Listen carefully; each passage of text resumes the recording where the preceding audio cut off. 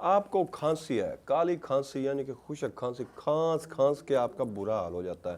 اس سے اگلا سٹیپ جو ہے وہ دمے کا ہے۔ دمے کی وجہ سے جو ہے کھانسی کے دوران آپ کو سانس لینے میں بھی دشواری ہوتی ہے۔ میں اس کا نسخہ آپ کو آگے بتاؤں گا، جو کہ ایک شاندار نسخہ ہے۔ اس کو آپ استعمال کریں گے تو ان دونوں امراض میں آپ کو بالکل یقینی طور پر فائدہ ہوگا۔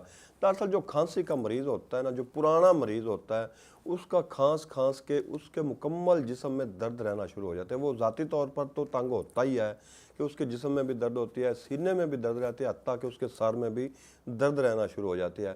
اس سے اگلا جو سٹیپ ہوتا ہے دمے والا، اس میں جو مریض مبتلا ہوتا ہے وہ بھی کھانس کر کے سانس کی تنگی کی وجہ سے اس کے بچے بھی تنگ آ جاتے ہیں۔ اس کے جو گھر میں باقی افراد ہوتے ہیں وہ پریشان ہوتے ہیں، وہ کہتے ہیں کہ یہ کیا مسئلہ ہے کہ یہ ہمیں سونے بھی نہیں دیتے سکون سے۔ ایسے جو کیس ہیں ہمارے پاس اکثر آتے ہیں کہ ان کے بچے بھی ان سے تنگ آ جاتے ہیں۔ وہ کہتے ہیں کہ یہ ساری رات کھانس کر یہ جو بڑے ہیں یہ ہمیں سونے بھی نہیں دیتے، ہماری جو نیند ہے وہ خراب ہو جاتی ہے، ہم آرام کرنے سے بھی قاصر ہیں۔ ایسے جو مریض ہیں ان کے لیے میرے پاس انتہائی شاندار نسخہ ہے۔ اس کو آپ استعمال کریں، انشاءاللہ آپ کی جو کھانسی ہے، خشک کھانسی ہے، آپ کو دمہ ہو چکا ہے، ان دونوں چیزوں میں آپ کو آرام آ جائے گا۔ آپ نے کرنا کیا ہے، کسی بھی اچھے پنساری سے آپ نے نا یہ چیزیں خریدنی ہیں، ان کا آپ نے کہوہ تیار کرنا ہے۔ یہ میں جو آپ کو وزن بتا رہا ہوں یہ 2 دن کا کہوہ ہے۔ ایسے آپ نے جو ہے 10 دن تک استعمال کرنا ہے۔ یہ 2 دن کا کہوے کا وزن بتا رہا ہوں، 2 دن کا آپ نے ایک ہی دن تیار کر لینا ہے۔ اس کو آپ نے 2 دن تک استعمال کرنا ہے، بعد میں ایسے ہی 2 دن تک آپ نے تیار کر کے استعمال کرنا ہے۔ کرنا کیا ہے، کسی بھی اچھے پنساری کی شاپ سے آپ نے نا سوما کلپا لینا ہے 50 گرام، ملٹھی 60 گرام، ناب 40 گرام، گل بنفشہ اچھے والا جو ہوتا ہے جس میں پھول زیادہ ہوتے ہیں وہ لینا ہے 20 گرام، سونف 70 گرام، برگ بانسا 40 گرام۔ یہ ہے کہوے کا نسخہ۔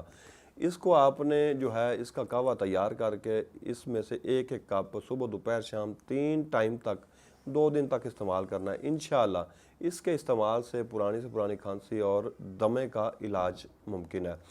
اس کے بعد آپ نے اس میں پرہیز کیا کرنا ہے، پرہیز آپ نے نا تلی ہوئی چیزوں سے پرہیز کرنا ہے، چاول، آلو گوبھی اور باقی جو تمام اشیاء ہیں ان سے آپ نے پرہیز کرنا ہے۔ ٹھنڈی جو کولڈ ڈرنکس وغیرہ ہیں ان سے آپ نے پرہیز کرنا ہے۔ ایسی اشیاء سے پرہیز کرنا ہے جو کہ آپ کی بلغم کو جمانے کی وجہ بنتی ہیں، ان میں سے کوئی بھی چیز آپ نے استعمال نہیں کرنی۔ یہ تھا نسخہ دمہ اور کھانسی کے لیے، اس کو استعمال کریں۔ امید ہے کہ بڑے اگر استعمال کریں گے تو مجھے دعائیں دیں گے، بچوں کو بھی استعمال کرائیں۔